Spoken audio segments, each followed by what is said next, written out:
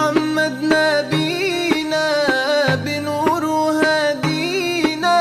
السلام عليكم ورحمة الله وبركاته. أصحابتي إذا شرفت لي اليوتيوب waxaan ilaahay soo dhawaada xamda naturals waan idin soo dhawaaneynaa kusoo dhawaada channelkiina iyo kala faa'iideyso wanaagsan.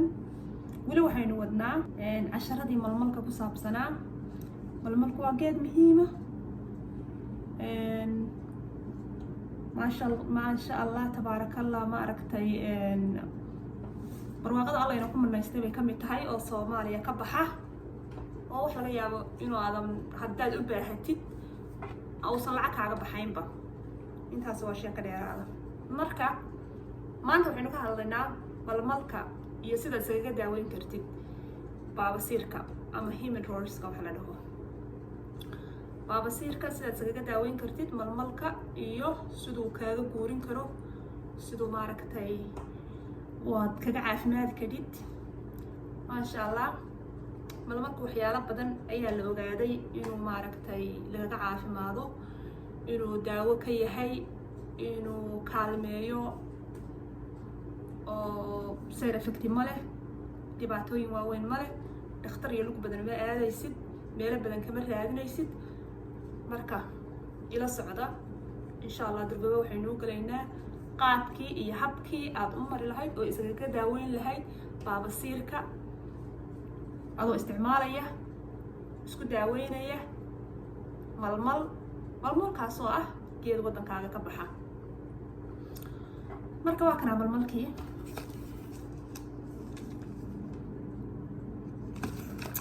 masha allah. waa dhagaxan camal, small rocks camal, soo jeedaan. wuu qallalan yahay, waa geed muddo dheer hadda soo jiray. marka waa qallalan yahay uu, laakiin hadda dhulkii markaad joogtid oo kale oo aad rabto inaad isku daaweyso, waxa laga yaabaa isagoo jilicsan oo durbadaba dissolve garaynayo, durbadaba milmaya inaad heshid. marka aanu gudagalno sidii aad iskaga daaweyn lahayd. sidaad iskaga daaweynaysid waxaa weeyaan ama qaacidada aad u maraysid, haddii uu baabasiirkaagu yahay baabasiirka banaanka ku yaala, ama uu yahay midka maaragtay gudaha ku yaala. baabasiirku laba u qaybsamaan, midna gudaha oo waxa weeyaan inside, midna waa outside. marka baabasiirka ku yaala banaanka maaragtay dabada hareeraheeda cadad yar yar oo kasoo maaragtay baxbaxa weeyaan. baabasiirkaas waxaad samaynaysaa mid ka mida xabagtaas malmalka ayaad qaadaysaa, maalin ayaad qoynaysaa. kasoo qaad hameen baad qoyn, subaxdii baad isticmaali. marka wax yar buu wuu dissolve garoobayaa. markuu dissolve garoobo maaragtay uu milmo ayaad waxaad samaynaysaa kii banaanka ku yaalay baynu ku dhex jirnaaye, baabasiirkii banaanka ku yaalay aan gudaha ahayn, waad marinaysaa meesha. iyo xaajadaada haddaad gudatid oo suuliga gashid, markaad gudato xaajadaada oo meesha aad nadiifiso baad ku yari xoqaysaa sidii maaragtay wax ku tirtirayo oo kale aad marin. waad u daynaysaa. waxaad isku dayaysaa malmalka xabagtiisaasi inay ku harto meesha oo ay sidii wax ku dhegay oo kale ay ahaato, muddana maaragtay ay ku dheganaato. maaragtay adigu sidii ugu macquulsan oo aad isu leedahay way kuugu haraysaayo dee way ku dheganaanaysaa meeshaas.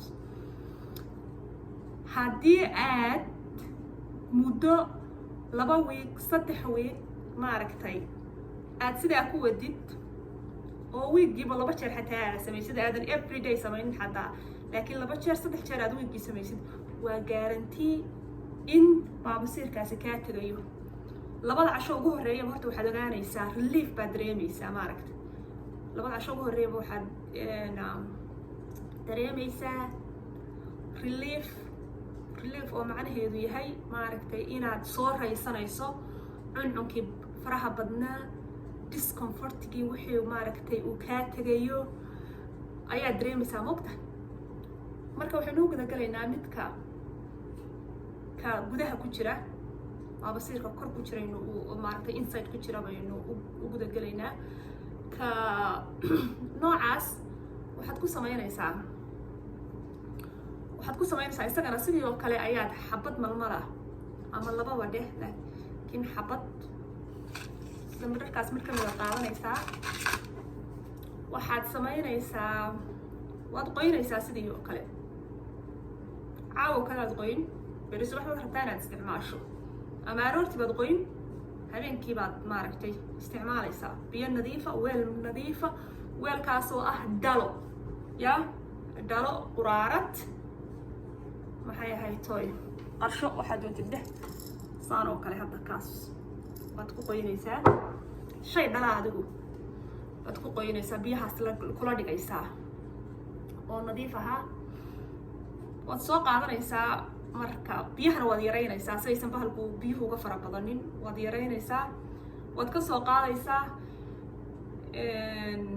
mir quwad laadna isticmaalin saas oo kale mir yaro weyn oo quwad leh haddii alla kuu roon yahay waxaad samaynaysaa sida ilmaha la isku cusbayn jiray ayaad u cusbaynaysaa dabadii ayaad u gelinaysaa dabadii markaad aad geyso xabagtii oo yaro jilicsan xabagtii malmalka oo dee yaro jilicsan insha allah waxay samaynaysaa dissolve bay ku samaynaysaa meesha dhexdeedii durbadaba way ku milmaysaa markay milanto adigu ay ma aragtay waxaad u daynaysaa dee waad shaqadaadaad iska qabsanaysaa waad ka soo baxaysaa suurigii shaqadaadaad iska qabsanaysaa xilliga dambe xaajoonaysid haddaa isagana ka gaadhsiin kartid waa samayn kartid sidoo kale oo aad suurigaad u baahato waa dhib ma laha haddii kalena hameenka dambaad sidii oo kale maaragtay waddadii oo kale maraysaa baabasiirka gudaha saas oo kale aad ugula tacaalaysaa iyadana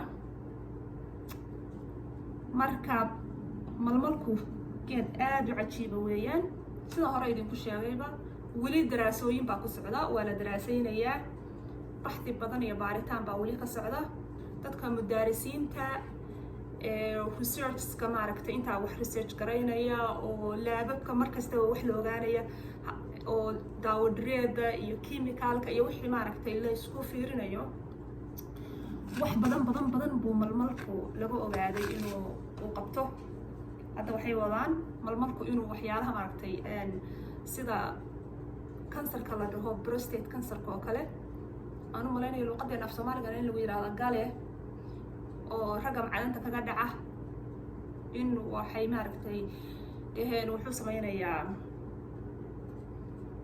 in maaragtay dadku kaga biskoodeen bay leeyihiin adigu daraasooyin badan oo saas oo miirana baa jira iyo waxyaalo badan sida neefta eximada wax aad adigu xanuun kasta dhihi kartaa inuu malmalku u fiican yahay markaad daraasooyinka laga qoray ama aad fiirisid waxyaalaha maaragtay la yiri waa lagaga daawoodaa marka waxaan idin leeyahay malmalka isticmaala munaaficaadsada geedkiisa haddaad taqaantaan meelu ku yaalla ha goynina dhaqaaleeya ha jarinina waraabiya innaga iskale waa hanti dhulkeenii ku baxda ka baxda cidna inala hay cidna maaragtay ina ku haysanin marka waxaan leeyahay soo dhawaada channelkayga ku soo dhawaada waxaan idinkaga mahad celinayaa markasta inaad ila joogtaan idaawanaysaan kusoo dhawaada xamda naturals baan idin leeyahay subscribe iyo share iyo follow garayntiin iyo la joogitaankiinuga inta waa ka mahad celinaynaa wassalaamu calaykum waraxmatullaahi wabarakaatuhu